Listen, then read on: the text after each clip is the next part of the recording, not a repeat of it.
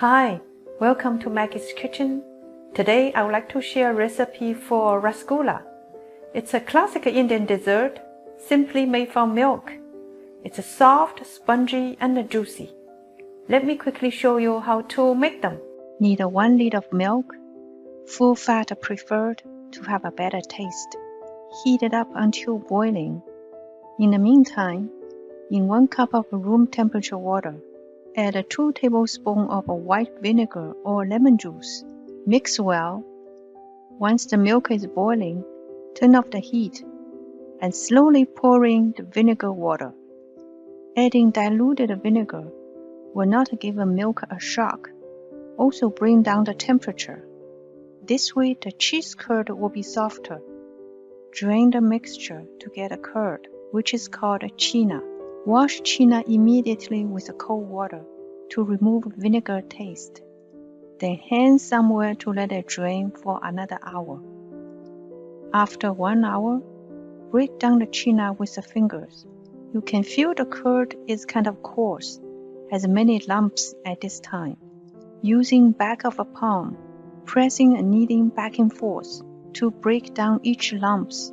It takes about 7 to 10 minutes. This step is very important for the final texture of rasgulla.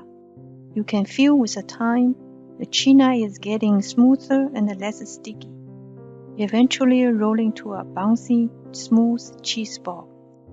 Divide it into half, and each one cut into 8 pieces.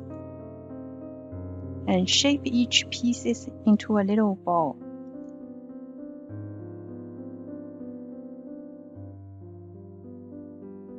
Now let's prepare the syrup. In a saucepan, adding 1 cup of white sugar, 5 cups of water. I'm using organic sugar. It has a bit of a yellowish tint. 2 tablespoons of rose water, 4 pieces of cardamom. High heat, bring to boil. Once it's boiling, adding the cheese ball and cook with a high heat with the lid on for 5 minutes. The cheese ball is very fragile at this stage. Do not stir.